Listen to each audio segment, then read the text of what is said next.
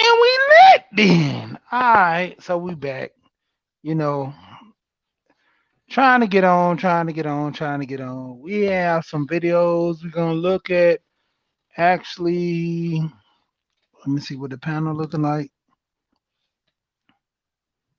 All right, so audio got adjusted. It was technical difficulties. Technical. I'm gonna get a pause right quick. Hold on.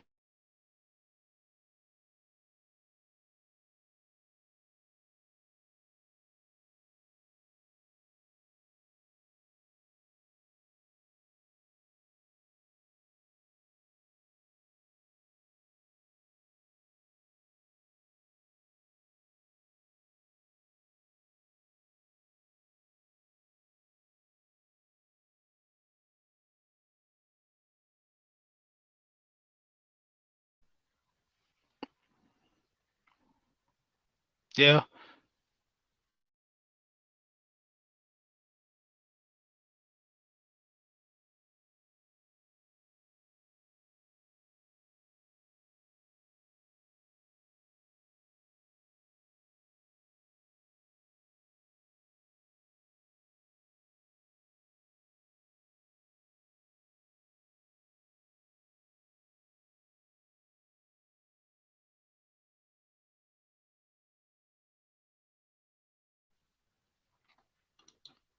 So when it comes down to it, people, what are we dealing with today? We're going into Alonzo Hall's videos. Shout out to Alonzo Hall. He's dealing with the insurance, CG Wealth Solutions, and we're gonna go through this and we're gonna give the breakdown. So let's get into it. I'm actually coming in the building right now through another profile, and we're gonna start the function on hello, hello in there. What are you doing tonight? Yeah. All right. So what are we doing is this. Slide this person in, which is me, and we're gonna go to sharing the video. Bam, bam, bam, audio, bam. Shout out to Alonzo. We're gonna keep this guy posted up. Cause like I said, man, when you get into the life insurance, what are you willing to do? What do you want to do?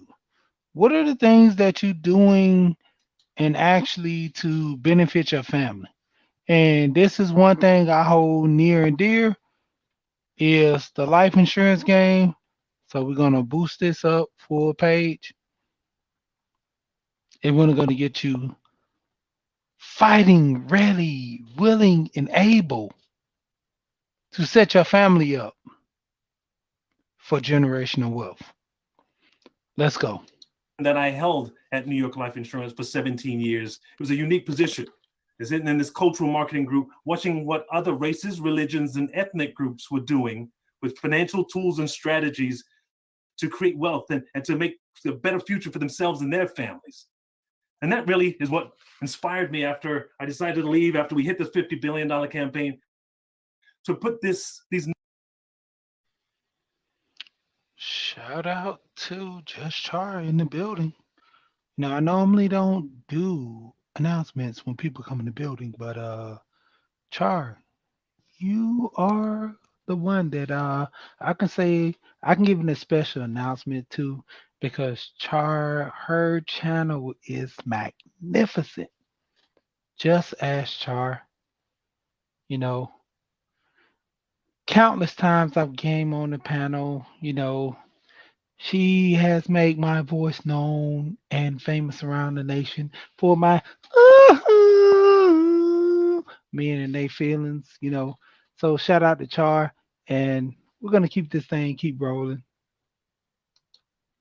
Notes, these ideas, these learnings into a book, to have a reference point that we could go back to, right? That I could share these are things that I didn't even know, and that I took on for myself, and I want others to do the same. And so I want to talk from four of these chapters today ways of what I think we can do for ourselves, what we can do for our family, and what we can do together for our community to create wealth and move to the next generation, to move to the next level. Okay, so rule number 1, rule number 2, 6, and 7, they're all important. And so I don't want to think that this is all there is, and I'm only talking about life insurance in the book.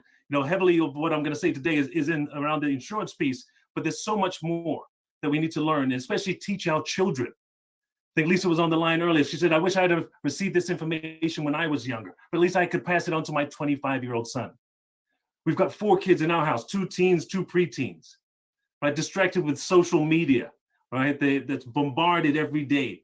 They see what the athletes and the entertainers are telling them to do, right? You got the reality TV. We've got to get into them earlier on. And so this is what I think is the framework that we can build from. So the book is a shameless plug. The book is available on Amazon. If you go to eugenemitchell.com, you can buy it, and I'll sign and send a copy to you.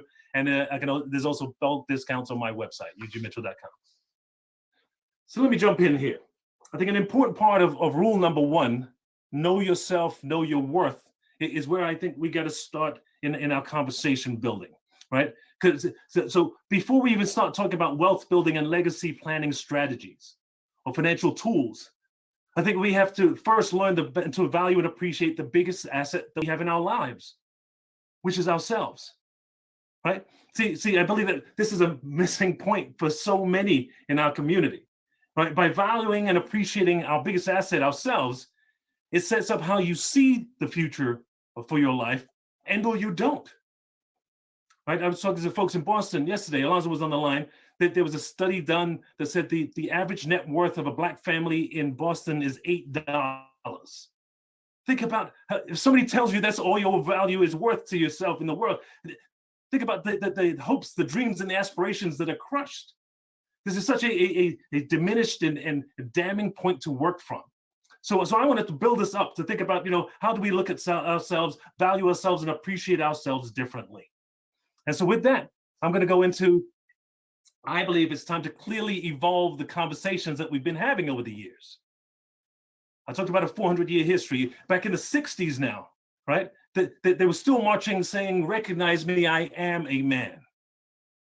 Jesse Jackson had the chant, I am somebody. Holy cow, just recognize me as somebody. It's sad to say 50 years later, after the shooting of Trayvon Martin, that the Black Lives Matter movement had to be inspired. But we're still just saying Black Lives Matter. I say that it's time that we have to know that we matter and elevate this conversation to talk about what is a Black life worth, right? Because I think, that is where we can really start to create value and a different future for ourselves and our community, right? And to push aside some of the things that I think become the misguided notions for ourselves and our community. As a Black man, nobody had ever told me my value and my worth, right? I'd always believed in, it had to do with maybe the title that I have on my job. That's what separates me. And or the assets that I can show and flash, right? The car I drive, the clothes I wear, the jewelry, the bags, the shoes. And so many of us are misguided to believe that our value and our worth are wrapped up in these symbols of wealth, which are, as you know, depreciating assets. So you never keep up because you never catch up. You never stay ahead because there's always going to be another season of clothes. There's always going to be a new round of cars. You're associating yourself, not even for anything else, but tying it to invaluable assets, right? So that was a big part of what I think we have to take away from this. But I think also part of this story is about hearing our own economic value. It gives us a new way to think of ourselves and our path in life. And so here's what I want to tell you, because like I said, I hadn't thought about this. But from that company that I worked at for 17 years, they very early on told me that I was worth $2.5 million. Holy cow, where did that come from? So here's how this played out. I started after getting my MBA at NYU in a leadership development program at New York Life. A 2-year program, I rotated through 3 different departments. When I finished, I got promoted to an assistant vice president. I got a letter in the interoffice mail shortly after that said, congratulations on your promotion. As a new appointed officer of the company, we want to take out a life insurance policy for $2.5 million on your life to benefit the retirement fund of New York Life. So I said, say what? All right. So what is this? So I asked some folks around me. They said, oh, that's common practice here, right? It's called corporate-owned life insurance, COLI. Banks do bank-owned life insurance. They do it. BOLI. And so I said, I've never heard of it. Well, they said, well, there's different things that as you start to move up in the company, they're going to give you different benefits. They're going to give you different access, deferred compensation and the likes. But they also do things for themselves and invest in you in different ways as well. This tool, you might have heard it in a small company called like a key man policy. A small company or in a church, they'll take out a key man policy in case anything happens to the key employee. The company wouldn't have to figure out how to start from scratch to replace that person. They'll be set up to figure out how to continue business and to continue progressing until they bring somebody else in. So I said, well, I get the concept now of the key man policy, tying it to the COLI. But where does this $2.5 million come from? To which they said, well, that's what the company values you at. I said, I don't get it. They said, well, that's what you're worth to them for the work that you do. I said, I still don't get it. Well, I said, there's different ways to calculate your value and your worth. And the easiest way to do it is to do a current value of your future. That's the key thing. A lot of people don't understand. You don't even value yourself. That's the biggest aspect that I take from this, and a lot of people should. If you don't have no life insurance on your life, you don't value yourself. If something was to happen to me, what's going to happen to my wife? What's going to happen to my kids? How much do you value yourself? In which the assets that you have, not much. You know, I die. I give my kids my Jordan collection. I got about 12 pair of shoes. My gold chain that's gold plated. My 76 Impala. My 82 Cutlass Supreme. On Foggiatos, I paid about $3,000 for the rims. 2,000 for the paint job. But in the end, my car ain't worth nothing to nobody that don't want to pay for it. So when it come down to it, the life insurance is the benefit which counts. What is your life worth to you? If you die right now, a lot of people don't understand. What is your life worth to your family? You know, supplementing an income. If I die right now, we can calculate roughly about close to 4,000 or better a month being lost in my family. Roughly four or better. That's just a rough estimate. I'm not doing the whole, YouTube. You guys, you know how you guys are.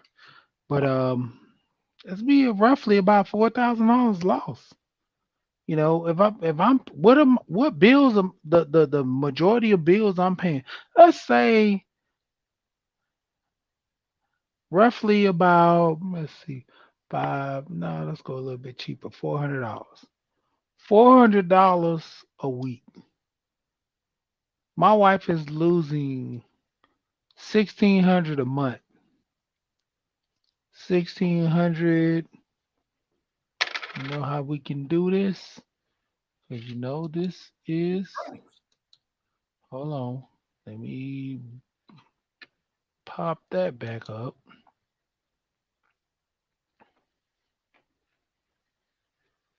Um, bam, and bam, and bam. All right.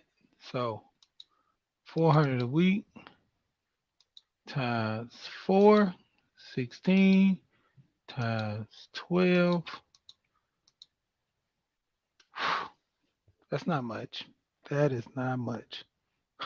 Whoa, that is embarrassing.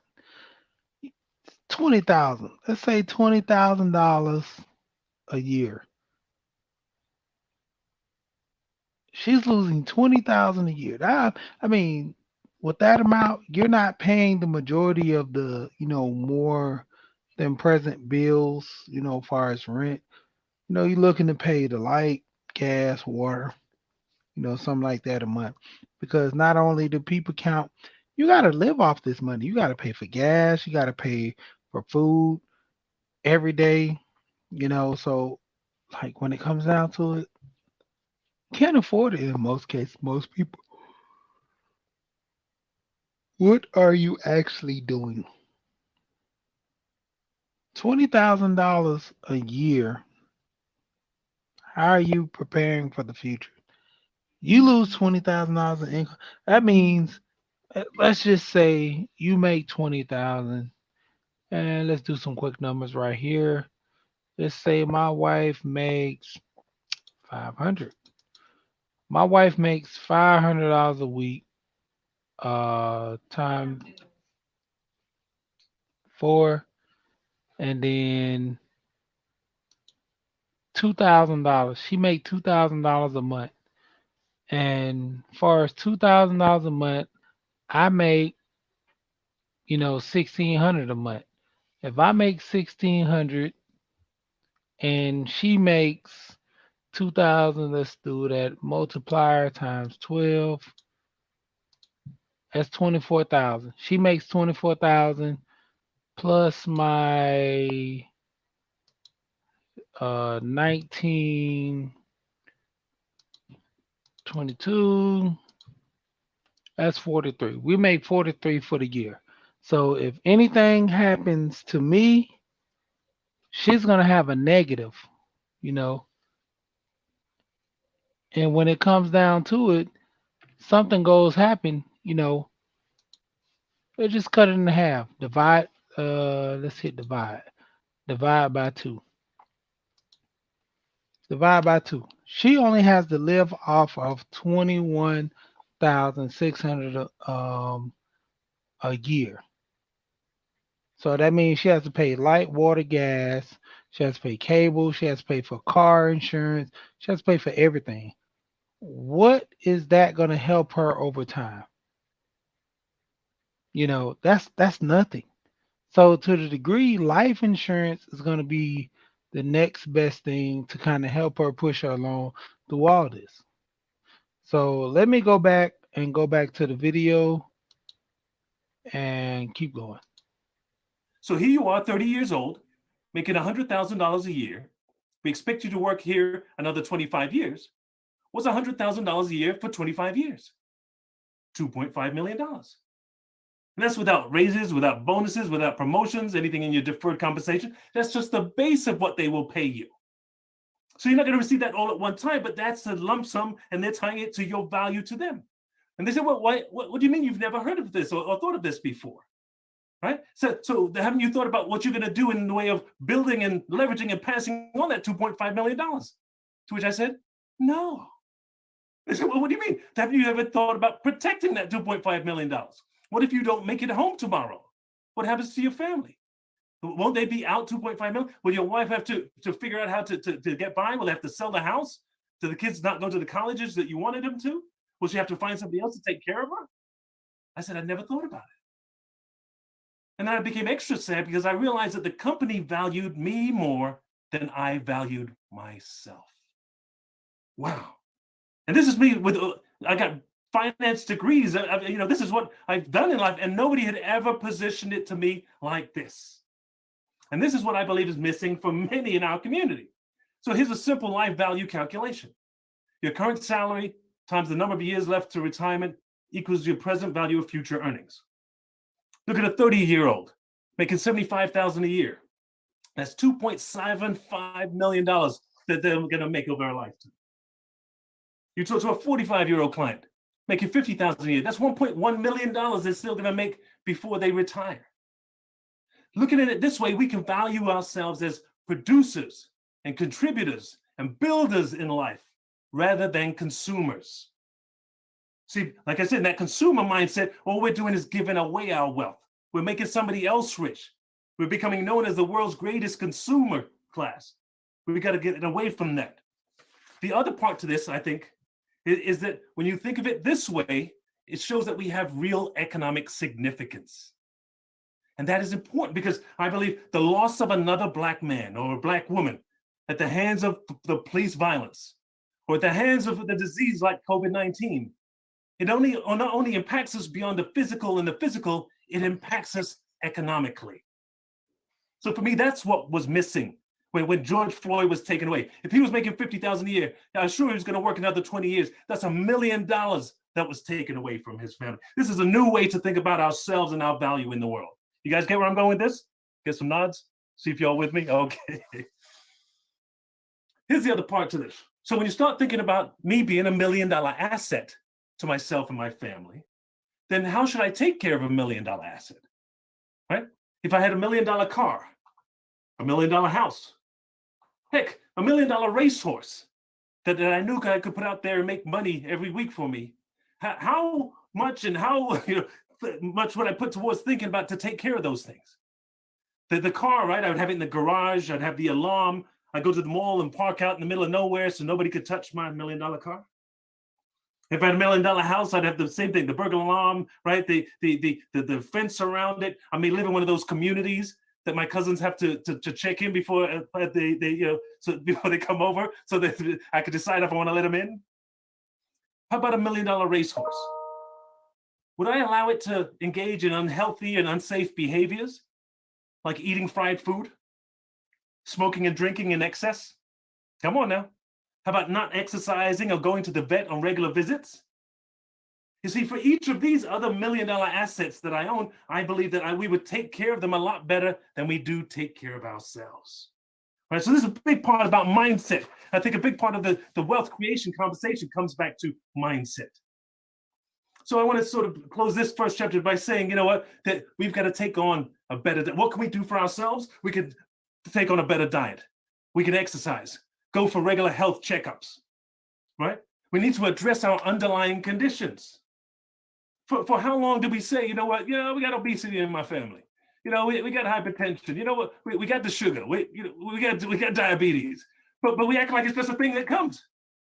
COVID made us realize how significant this is. Now, companies that the world, your health says there's a comorbidity. This puts you at a higher class and propensity to pass away because of this. If you value yourself as $1 million asset, should you engage in reckless behavior? Right? Don't you have too much to lose? I'm $1 million asset. I got too much to lose to hang out with you clowns and do that craziness. How about being more selective on my life partners? If I had $1 million racehorse, would I allow it to hang out and mate with a donkey down the street? I'm just saying. These are things that we need to think about now. About raising expectations for my children. Right? Don't I care more about who their friends are? Right? Who they're hanging out with, who they're going to marry? Aren't I going to raise my expectations for them? As that if I'm going to earn $2.5 million and I'm going to pass on significant amounts of inheritance to you, and you're going to earn millions in your lifetime, should we have higher expectations about what you're going to do in life?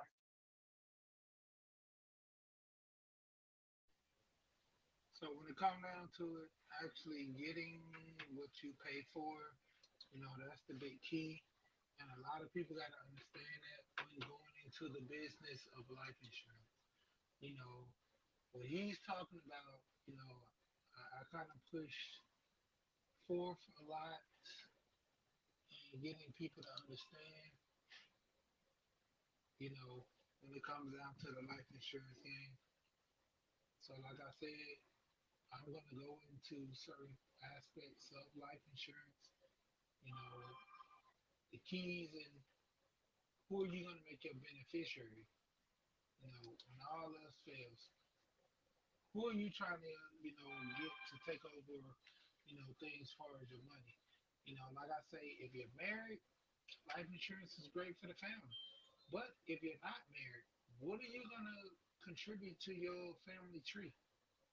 You know, who are you gonna deal with as far as in regards to, you know, um,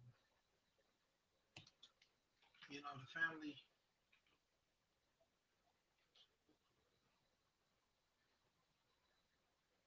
Sorry, trying to taking over things too as well. But who are you gonna deal with? You know, that is the biggest thing.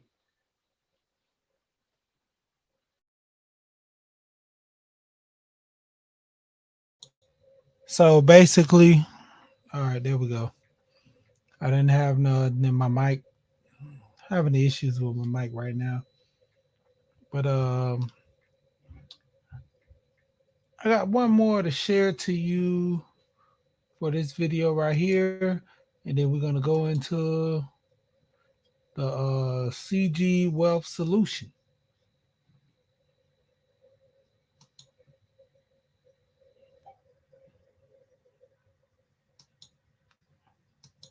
All right, so about to get ready to activate this now. Insurance beneficiary. A beneficiary definition is simply who gets the payout on the life insurance policy in the event you pass away. Now, your beneficiary can be a person, several people, an estate, a trust, or a charity. So now let's look at some life insurance beneficiary tips. There's some basic things to know about naming a beneficiary, along with a few basic tips. Know that you can name more than one beneficiary. Usually on an application, you can name up to 4 beneficiaries at the initial application. But let's see here. It says you can name 1 beneficiary or 2 or more beneficiaries. You'll typically be asked which percentage of the payout goes to each person. For instance, you could designate 70% to a spouse and 30% to an adult child. Make sure to name a secondary or contingent beneficiary. So think of a secondary or contingent beneficiary as a backup. He or she receives the life insurance payout in the event that the primary beneficiary is no longer alive when the payout is being made. Be specific with names. It's best to list the names and the social security number of each beneficiary rather than something just generic like my children. This will prevent any confusion and speed up the payout process. And that's actually very important. I had a client who had a very common family name. Their last name was Smith, and the beneficiary was named Richard, ironically enough. But he had 3 Richards in his family. So we had to figure out which Richard Smith it was, because he didn't leave an address, a phone number, or a social. So they had to figure out which Richard Smith it was. You need to keep your beneficiaries in the loop. You need to tell your life insurance beneficiaries about your plans and give them copies of the policy. This is why a lot of people end up thinking life insurance is a scam, because Pop died, but he kept it to his heart that he had life insurance. So if nobody knows you have it, when you die, nobody's going to know to go get it. There's no like alarm that triggers to the insurance company to pay your beneficiary. Review your life insurance policy and its beneficiaries at least once a year. In addition to an annual policy review, you want to revisit your life insurance policy after any major life event like a marriage, a birth, a divorce, or a death. Special beneficiary considerations. Think carefully about the following special considerations when naming a beneficiary. Think through how to provide for a minor. Yeah, because you don't want to make anybody under 18 a beneficiary. Providing for kids is a big reason why many people buy life insurance. Most people name a surviving parent or partner as the beneficiary, with the understanding that the payout will help cover kid-related costs. But that's not a possibility if you're widowed or if you and your spouse or partner pass away at the same time. In situations like this, it's best to name a highly trustworthy adult custodian as the beneficiary, or to work with an attorney to set up a trust to manage and distribute the funds. Whatever you do, don't name the child as the beneficiary. The law prohibits anyone from receiving a life insurance payout if they aren't the age of majority, which could be 18 or 21 depending on your state. Consult with an attorney if you have a disabled child or special needs child. You'll want to set up life insurance for a disabled or special needs child in a way that doesn't impact his or her eligibility for certain government programs like Medicaid. The best way to do that is with an attorney to set up a trust to benefit the child. Avoid naming your estate as the beneficiary. So a lot of people will get a life insurance policy and won't name anyone as the beneficiary, and that automatically creates an estate. But they're saying here, naming your estate as the beneficiary is a bad idea because it leads to a long and potentially costly legal process known as probate. For this reason, it's a better idea to name a person, people, or organization as the life insurance beneficiary. Know that there are several ways to benefit a charity. Leaving money to a nonprofit organization is one reason people take out a life insurance policy.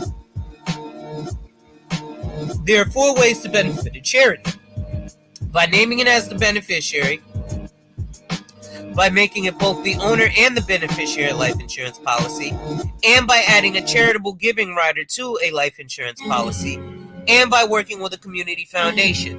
One example of this is with people who may follow the Christian religion, and they tell you that you should tithe 10% of what you make.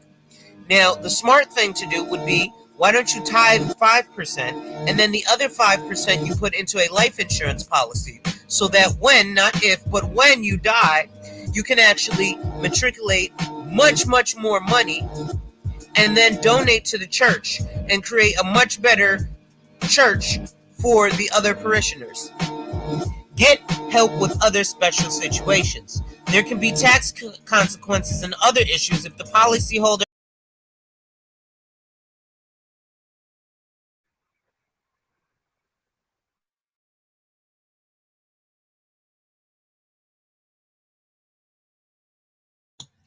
So we're gonna actually get into the next thing is CG Wealth Solution. No, this is the website, Alonzo Hall. Everybody come check it out. There you go, right there. And what you're looking at, start with home. Plain and simple. About page, events. Hey, our culture. Self-explanatory.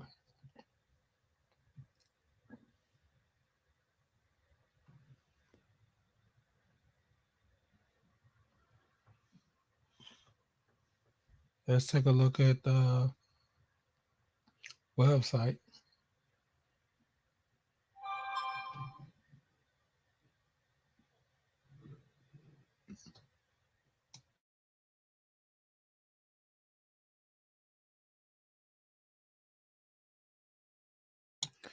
So these are the things that you're looking for as far as going into the new year.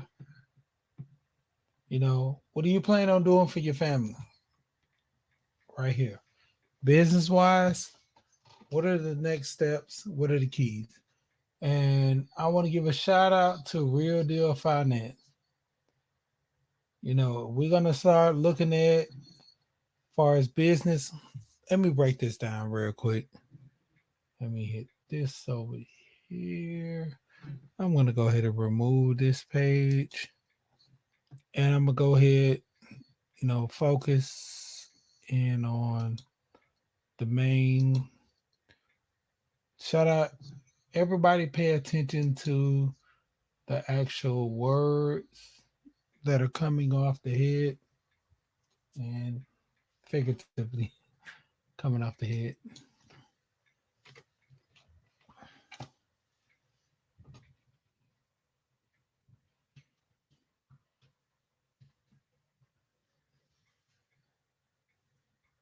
And we go forth looking at Real Deal Financial. And this is his channel right here. So for a lot of people, okay, there it goes. There we go. Bam. And let's go to videos. Hold on one moment.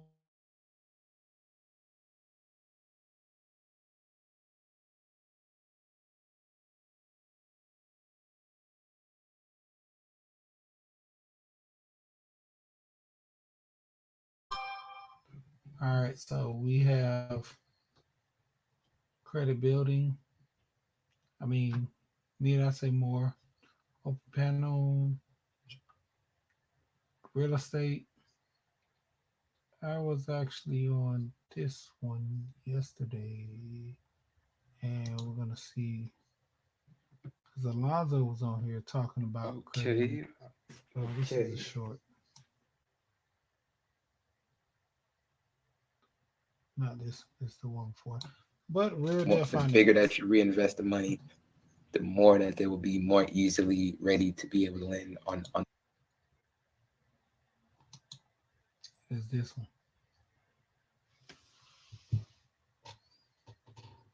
Because you're at a 5K a month surplus, but they're not going to give you 50,000 if you're doing 25K a month, which is generally what you're going to be looking for.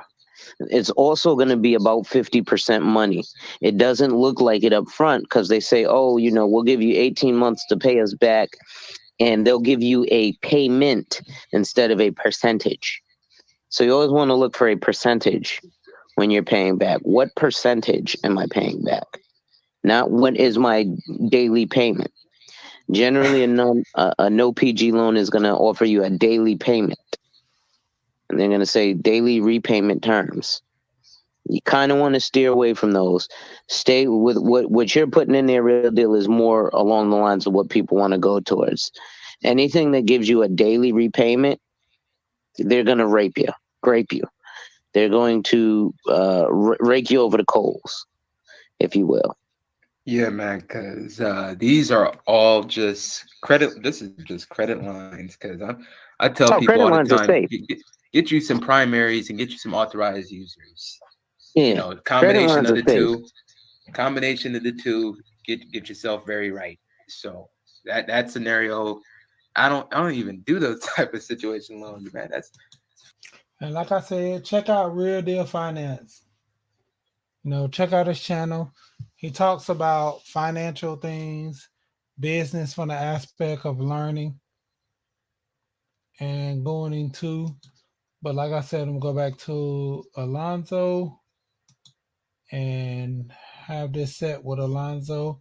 And I'm going to finish for the other parishioners. Get help with other special situations. There can be tax consequences and other issues. Why don't you tithe 5% and then the other benefit to charity? By naming it as Medicaid, the best way to do that is with an attorney to set up a trust to benefit the child. Avoid naming your estate as the beneficiary. So a lot of people will get a life insurance policy and won't name anyone as the beneficiary, and that automatically creates an estate. But they're saying here, naming your estate as the beneficiary is a bad idea because it leads to a long and potentially costly legal process known as probate. For this reason, it's a better idea to name a person, people, or organization as the life insurance beneficiary. Know that there are several ways to benefit a charity. Leaving money to a nonprofit organization is one reason people take out a life insurance policy. There are 4 ways to benefit a charity. By naming it as the beneficiary, by making it both the owner and the beneficiary of life insurance policy, and by adding a charitable giving rider to a life insurance policy, and by working